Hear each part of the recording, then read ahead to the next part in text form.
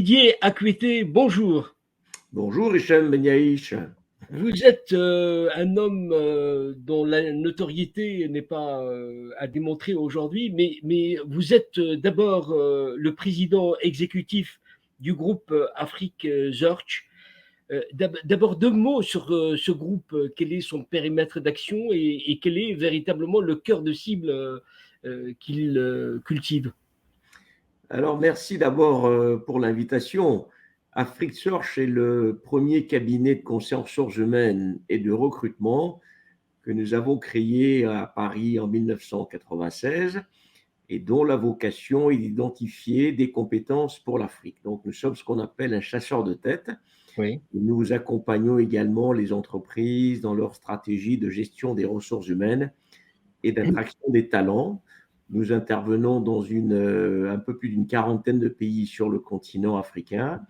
Et depuis 5 ans, nous avons fait un partenariat avec un autre groupe qui est un groupe de chasseurs de tête européens qui s'appelle Alexander Hughes. Et donc, le groupe aujourd'hui, c'est à peu près une cinquantaine de pays de présence, à peu près 300 collaborateurs, et avec pour nous en tout cas un focus très Afrique. Comment un chasseur de tête a-t-il vécu ces 2 ans de Covid? Quelle a été votre écologie, pour ne pas dire votre économie de crise? Alors, c'est vrai que la première année de la crise qui a secoué honnêtement tous les secteurs, hein, sauf peut-être le secteur de la santé, mais nous également, nous avons été assez touchés puisque les entreprises étaient paralysées, ne recrutaient plus, les collaborateurs étaient en distanciel. Donc, une première année assez difficile et puis qui a bien repris en fin 2020, puisque les confinements ont démarré, en tout cas en Europe et en Afrique, vers le mois de mars-avril 2020. Et puis, curieusement, les entreprises ont repris leurs activités à partir du mois d'octobre. Et on a vu une sorte de regain d'activité, de relance des recrutements depuis fin 2020. Ça s'est prolongé sur 2021. Donc, il y avait une sorte de rattrapage pour les entreprises qui avaient été relativement atones pendant 8 mois, avec bien sûr à côté de ça quand même aussi quelques restructurations d'entreprises où des entreprises qui étaient dans le secteur hôtelier ou du tourisme ont été particulièrement affectées, ou certains dans la restauration. Donc, il y a eu quand même quelques secteurs qui ont été affectés, qui ont restructuré. Mais du coup, ça nous a permis, pour nous, pour la partie de notre activité de conseil, de reprendre aussi les activités de conseil auprès des clients qui avaient besoin de repositionner leurs ressources humaines dans les entreprises. Pour mieux comprendre vos propos et les incarner, d'abord sur vos outils, votre méthode de travail. J'imagine, vous êtes au cœur du capital humain, mais peut-être précisez-nous un peu comment vous opérez et quelle Alors, est la manière de faire. c'est relativement simple. Pour la partie recrutement et chasse de tête, les entreprises nous approchent et nous disent, par exemple, nous avons besoin d'un directeur général pour telle filiale dans tel pays, ou nous avons besoin d'un directeur financier pour telle division. Et sur cette base, nous faisons donc notre recherche. C'est pour ça que nous sommes donc des chasseurs de tête. Nous allons chercher les têtes qu'il faut pour ce poste-là. Nous identifions les candidats, nous les interviewons et puis nous présentons aux clients ceux qui nous paraissent être les meilleurs et qui répondent le mieux possible à la description de poste que le client nous a fourni. Et sur cette base, le client, à son tour, interviewe les candidats et retient celui qui lui paraît être le meilleur. Donc ça, c'est vraiment schématiquement Oui. comment se passe l'activité de recrutement et de chasse. Mais peut-être l'élément important, l'Afrique aujourd'hui est au cœur de la bataille du savoir et surtout la bataille de son développement. Votre activité est au cœur de ce qu'on appelle le capital humain qui va pouvoir fournir le combustible à cette économie. Aujourd'hui, où en est-on de ce point de vue? Est-ce que c'est très important d'avoir un état des lieux de ce capital humain en Afrique? Où en est-on? Alors, effectivement, disons, il y a eu 3 grands temps, hein. Je vais essayer de faire le plus court possible. Il y a eu les années 90 où vous vous souvenez, donc 80-90, il y avait des vraies crises du système éducatif dans nos pays, à la suite des plans d'ajustement structurel, et du coup, des années blanches, des années de grève, où le système s'est quand même relativement effondré. Et puis, vous avez le début des années 2000, où on a commencé à voir un secteur privé de l'éducation qui essaie de prendre un peu le relais du déficit des États, parce que d'abord, il faut reconnaître que la croissance démographique exerce une pression incroyable sur les budgets des États qui n'arrivent pas à offrir des infrastructures éducatives à tous ces jeunes qui arrivent sur le marché. Donc, au début des années 2000, on a vu un système privé éducatif qui a commencé à voir le jour, qui s'est développé, qui s'est accéléré et qui aujourd'hui, dans la plupart des pays, représente entre 30 et 50% des effectifs dans le supérieur. Et puis, les années 2000, depuis les années 2010-2015, ces écoles qui se sont largement professionnalisées, notamment les écoles de commerce, les écoles de gestion, arrivent aujourd'hui à produire des candidats de bonne qualité dans la plupart des pays. Et donc, le marché offre des compétences de bon niveau dans tout ce qui est management, audit, finance, gestion. Là où nous avons un vrai déficit, c'est dans les filières techniques. Et là, depuis la fermeture des écoles techniques dans nos pays à la fin des plans d'ajustement structurel, nous avons un déficit extrêmement important dans les filières techniques, que ce soit des mécaniciens, des électriciens, des électromécaniciens, et même pas des niveaux ingénieurs. Donc, l'offre de profils techniques est extrêmement pauvre sur le continent, alors que nous voyons bien que nous sommes dans une phase de développement du continent où on doit industrialiser, on doit produire, et donc il faut des techniciens, on doit avoir des centrales énergétiques, on doit faire des infrastructures, les technologies de l'information. Donc, il y a un déficit considérable dans cette partie-là, ce qui en réalité peut causer un retard sérieux dans les plans de développement de l'Afrique aujourd'hui, en tout cas d'industrialisation, parce qu'on n'a pas assez de ressources humaines, assez de compétences dans les métiers techniques.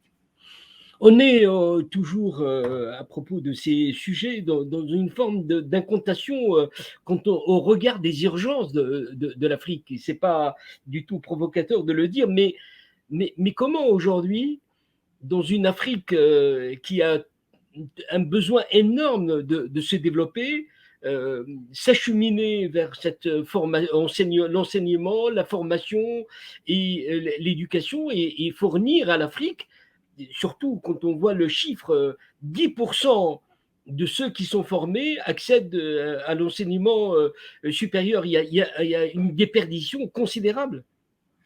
C'est un vrai gâchis.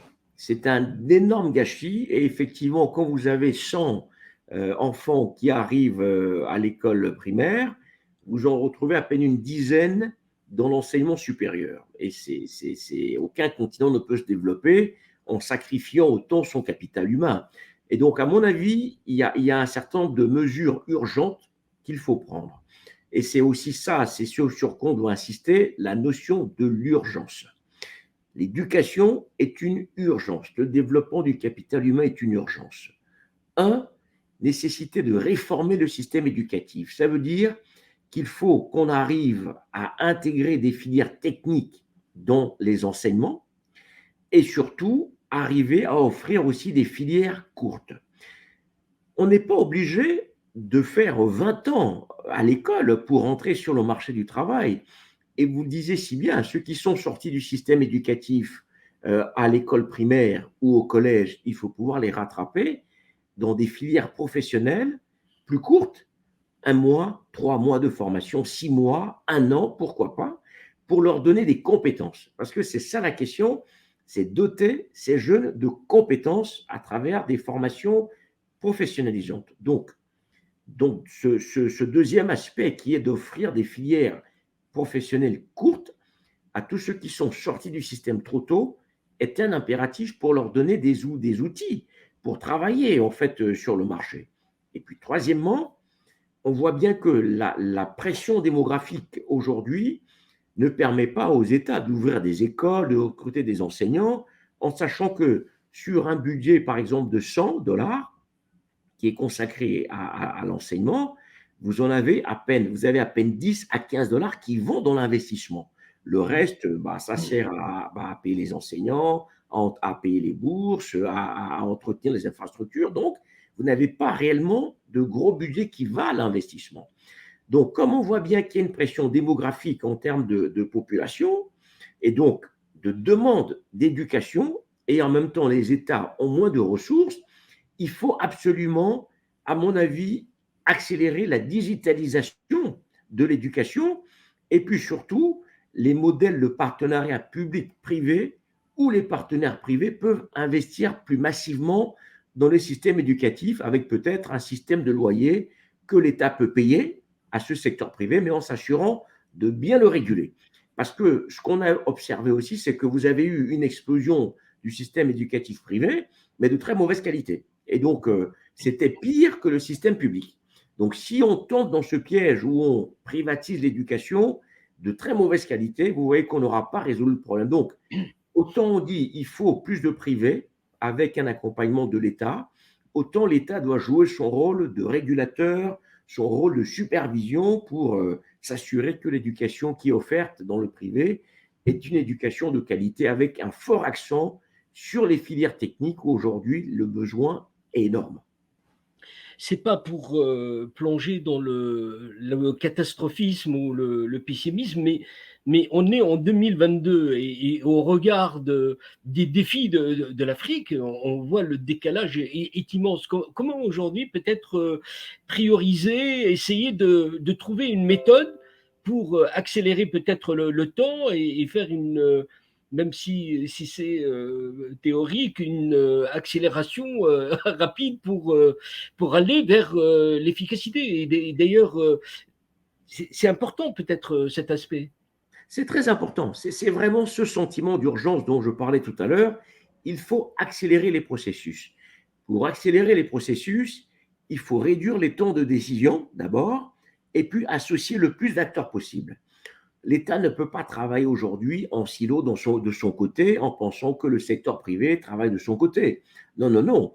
L'État, le secteur privé, les partenaires au développement, la société civile, bref, tous les acteurs de l'écosystème doivent travailler ensemble et réduire les processus de décision et le temps de décision. Vous voyez, lorsqu'on prend une décision, par exemple, de construction d'une école ou d'université, eh ben, parfois, ça met 5 ans. Quand on prend la décision de construire une autoroute ou une route pour relier un point A à un point B, parce qu'il faut désenclaver une zone dans un pays pour pouvoir en faire une zone plus commerçante et permettre qu'il y ait une vie économique, parfois ça prend 10 ans. Quand on dit on veut faire une ville nouvelle dans un pays pour créer un autre pôle économique d'activité, ça prend 20 ans. Ce n'est plus possible. Donc, autant on voit bien que le monde, en fait, la transformation mondiale s'accélère Oui. avec la digitalisation, etc. Il faut que les projets de développement aillent plus vite et Ouais. que aussi les bailleurs, qui parfois accompagnent ces projets bien souvent, mettent beaucoup moins de temps. Vous savez, Ouais. parfois, vous soumettez des bailleurs à des projets qui vont financer vos projets, qui vont mettre 3, 4, 5 ans avant de le faire. Alors, ce n'est pas pour rien que les États aujourd'hui vont sur le marché pour lever des capitaux et s'adressent de moins en moins aux bailleurs de fonds. L'Afrique est une terre de contraste. On voit des expériences diverses. Comment, pour être dans le concret, analysez-vous les réussites ou les bonnes expériences en Afrique, puisqu'il y a les Afriques, comme on dit, et peut-être pour avoir une idée sur ce qui marche. Effectivement, il y a les Afriques, et je pense qu'on peut prendre quelques exemples sans frustrer les autres qu'on ne va pas citer. Vous prenez un pays comme le Botswana, et ça c'est sur le plan par exemple des réussites politiques. Des petits pays comme le Botswana, le Cap-Vert, sont des exemples de réussite politique, donc de transition politique depuis des années. Donc il y a un champ qui est le politique, il y a un champ qui est l'économie. Un champ qui est l'économie, vous prenez un pays comme le Maroc qui arrive à transformer son économie, à s'industrialiser, à créer des zones économiques spéciales. C'est un modèle, puisqu'on l'a vu d'ailleurs pendant la crise sanitaire Covid, ça a été un des pays qui a réagi le plus vite en termes de production de masques, d'appareils respiratoires. Vous prenez un pays comme le Kenya qui, au niveau politique, n'est pas un modèle de réussite, honnêtement, il faut le dire. Bon, quand même, il y a des transitions qui se font, mais économiquement, on voit que c'est une économie qui se diversifie avec des pôles économiques qui existent, des développements d'infrastructures pour relier les capitales, etc. Donc, ce sont des exemples qui sont intéressants, à mon avis, observés. Oui. Et puis d'autres pays qui aujourd'hui aussi, je reviens à l'exemple du Botswana, dont la matière première principale, c'est le diamant, qui aujourd'hui a décidé de ne plus exporter le diamant brut, mais de faire une première étape de la transformation pour capter une partie de la richesse. C'est un exemple aussi intéressant qu'on peut regarder. Donc, on voit qu'il y a quelques pays aujourd'hui qui sont en train de faire des mouvements d'accélération, de transformation, ou un archipel, l'île Maurice par exemple. Bon, après, c'est toujours des petites zones qui Oui. a réussi à faire une transformation d'une économie sucrière et textile vers une économie plutôt financière, technologique. C'est des modèles intéressants qui sont en train de produire des résultats, ou d'autres pays comme le Rwanda qui aujourd'hui sont également en train de faire des transformations rapides en termes de transformation digitale. Ça reste intéressant. Transformation financière, ça demeure intéressant. Vous êtes très lié donc à l'écosystème et à l'économie des pays. Vous êtes en relation de par votre activité avec les PME et les entreprises. Cet univers aujourd'hui, le secteur privé, quel est son état de force et je dirais de faiblesse? C'est-à-dire qu'aujourd'hui, on lui attribue toutes les vertus du monde, mais est-ce qu'il est capable aujourd'hui de transformer l'Afrique? Alors, il est capable de transformer l'Afrique à condition de lui en donner les moyens.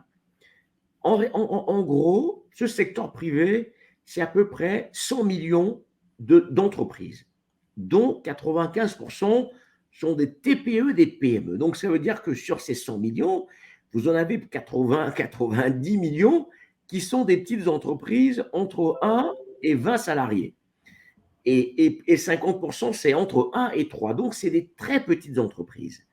Et donc, si vous voulez miser sur ce secteur privé qui aujourd'hui est fait de petites entreprises dont plus de 50% de l'activité est dans le commerce, vous devez faire des transformations, mais vraiment brutales.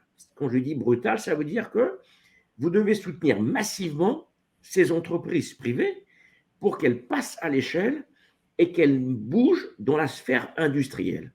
Et donc, le rôle des États est primordial. Le secteur privé peut relever le défi, mais à condition que l'État joue son rôle, et c'est un peu ça la limite de l'exercice. Quand vous Oui. prenez tous les pays du monde, vous prenez les États-Unis, vous prenez l'Allemagne, vous prenez la France, vous prenez même Singapour, qui sont des économies mais privées, et les États-Unis par excellence, on voit bien que l'État joue un rôle instrumental dans le développement du secteur privé des PME, y compris en Allemagne. Et donc, ce rôle-là, l'État doit reprendre à sa charge ce rôle, c'est-à-dire d'environnement, proposer un environnement qui permet au secteur privé de se développer plus vite, donc réduire les barrières administratives, les mesures fiscales, donc faciliter l'éclosion. Deuxièmement, lui donner accès à des marchés publics de référence, parce que quand même, ce dont il faut se rendre compte, c'est que dans la plupart de nos pays, Oui. le plus gros commandeur, c'est quand même l'État. C'est-à-dire la commande publique est extrêmement importante. Quand vous prenez les matières premières, les matières agricoles, les infrastructures, c'est l'État généralement qui finance ou qui récupère ces ressources. Ou vous prenez les impôts, la douane, c'est l'État. Donc l'État est un gros donneur d'ordre. Donc tant que l'État n'arrive pas aussi à s'assurer que son secteur privé local participe à cette transformation en lui donnant accès à ces marchés et en Oui. s'assurant qu'elle lui donne aussi accès aux technologies, aux facilités, en demandant par exemple que tous les gros projets d'infrastructure, même s'il y a une entreprise internationale qui a l'expertise qu'il y a, il faut systématiquement qu'il y ait une kyrielle de PME et Oui. d'entreprises locales qui participent à ces projets et qui, sur les deuxièmes étapes de ces projets, soient ceux qui font ces projets avec peut-être l'appui d'entreprises internationales. Donc, le secteur privé peut jouer ce rôle à condition qu'il grandisse plus vite, que l'État joue son rôle, qu'on libère plus de financement aussi à ce secteur privé. Parce que ce qu'il faut savoir, mon cher Hichem, c'est que les PME, par exemple, puisque vous parlez des PME, le déficit de financement des PME est de plus de 300 milliards de dollars. Oui. Et à peine 20% des financements des PME viennent du secteur financier classique bancaire. Donc vous Oui. voyez bien qu'il y a un sérieux problème, un sérieux nœud qu'il faut aussi qu'on arrive à déconstruire en favorisant l'accès à un financement différent, Oui. mais surtout à une kyrielle de financement, pas que bancaire, pour que les PME puissent aujourd'hui trouver un souffle pour participer à ce développement économique des pays. Euh, Tout ce que vous dites aujourd'hui, est-ce qu'avec les 2 ans de Covid, l'année en cours, une année de guerre, est-ce que ces contraintes-là vont permettre, est-ce que vous dites, est-ce que les choses s'accélèrent et puisque aujourd'hui on est dans une forme d'incertitude totale et la crise semble toucher, impacter le monde entier. Est-ce que vous croyez que ces idées vont pouvoir trouver leur chemin dans le contexte d'aujourd'hui? Alors, il faut toujours garder espoir, mais honnêtement, ces idées-là existent depuis longtemps. On a pensé qu'avec les 2 ans de crise sanitaire, les États, en tout cas en Afrique, accéléraient ces processus. Honnêtement, on ne voit pas d'accélération de ces processus, hein. Les États ont leurs problèmes, sont exsangues, mais n'arrivent pas à gérer les priorités. Je donne un exemple. Pendant la crise sanitaire, on s'est dit, c'est l'occasion rêvée pour que les pays africains se dotent d'infrastructures sanitaires, d'hôpitaux modernes, d'écoles de formation au métier de la santé. Eh ben, on a espéré pendant 2 ans, on n'a pas vu grand-chose. Donc, je crois que nous sommes plutôt face à une résilience des Africains, des entrepreneurs, Ouais. qui, malgré cette crise, ont résisté. Certains ont fermé, d'autres sont restés, ont résisté à la crise. Les États ont résisté aussi tant bien que mal, mais Ouais. à mon avis, n'ont toujours pas pris la mesure des urgences d'un soutien plus massif au secteur privé. Alors, ils vont nous dire, c'est parce qu'ils ont moins de moyens, mais on l'a vu dans les pays qu'on dit développés, et vous l'avez vu, la contribution des États en termes de soutien au secteur privé, ça a représenté plus de 20 à 30% de Ouais. la richesse de ces pays. C'était énorme. Alors que Mhm. dans beaucoup de pays africains, on est à 1, 2, 3, peut-être 5% pour les mieux, mais il n'y a Mhm. pas eu de soutien massif au secteur privé. Donc, je crois qu'on n'a pas encore tout à fait tiré les leçons de ces 2 années de crise, malheureusement, Ouais. même si les États, c'est vrai, essaient de bouger ici et là, mais on n'est Ouais. pas encore dans ce processus d'accélération et de développement massif comme on l'entend, parce que en réalité, le problème, c'est l'impact. Pour Ouais. avoir de l'impact, il Mhm. faut des mesures massives. On Mhm. peut plus s'amuser à saupoudrer ici et là, et c'est ce Ouais. que malheureusement les États font. Peut-être parce que les ressources sont aussi un peu limitées. Oui. Mais comment on affecte les ressources de manière plus intelligente pour créer de l'impact dans des secteurs clés qui peuvent Mhm. créer un effet d'entraînement. Et c'est peut-être là où les priorités doivent être mieux définies. Aujourd'hui, vous le voyez, il y a une compétition internationale redoutable autour de ce qu'on appelle la bataille des cerveaux et des compétences. Est-ce que l'Afrique aujourd'hui risque d'avoir encore un autre problème qui va aggraver sa situation et avoir les cadres de son développement? Alors, on peut assister de nouveau à une fuite des cerveaux si on ne règle pas rapidement la question de l'économie et de la sécurité. Alors nous, vous voyez, depuis 25 ans, on fait la promotion du retour des cerveaux, et c'est vrai, les Africains veulent rentrer massivement, mais il y a un déficit structurel d'emploi. Alors, il faut créer 15 à 20 millions d'emplois au moins chaque année, formels, mais on en crée à peine 3 à 5 millions. Donc, vous voyez un déficit structurel Oui. massif. Et face à ce déficit structurel, vous voyez bien que les gens ne peuvent pas rester les bras croisés en se disant un jour j'aurai peut-être un emploi. Donc, certains vont entreprendre par défaut, et c'est là où peut-être une réponse peut être apportée. Comme on n'arrive pas à créer des emplois massifs à travers des projets d'investissement massifs, de transformation structurelle des économies, il faut peut-être au moins qu'on donne des ressources pour que les entrepreneurs puissent avoir accès à des financements dans le cadre de leurs projets. Donc ça veut dire qu'il faut créer plus d'entrepreneurs, parce que l'Afrique est une terre d'entrepreneurs. Oui. Il y a aucun continent sur lequel il y a Surtout autant. d'auto-entrepreneurs. Mais c'est ça, il n'y a aucun continent, excepté l'Asie, où il y a autant d'auto-entrepreneurs qui, bien souvent, n'ont aucune formation.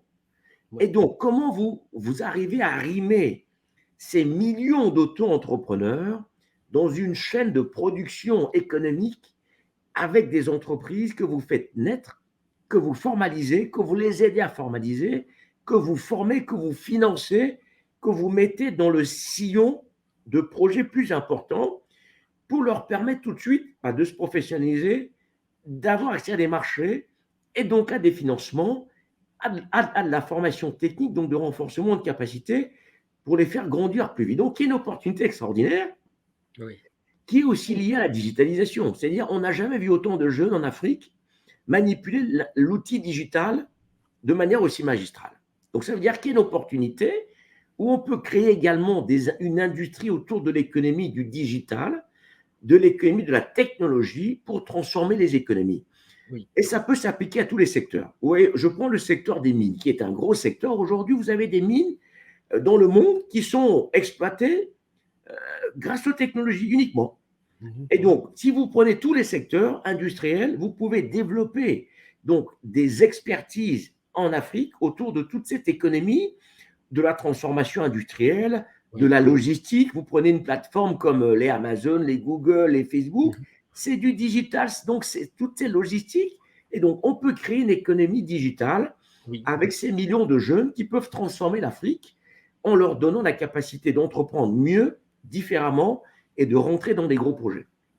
Il y a tellement de sujets à traiter qu'on aimerait traiter avec vous, notamment sur cette relation France-Afrique, mais le temps est malheureusement limité. En tout cas, on aura peut-être d'autres occasions pour développer tout ça, parce que vous êtes l'incarnation de cet homme de l'entre-deux. Et je rappelle, Didier Akwete, que vous êtes le président exécutif du groupe Afrique Search.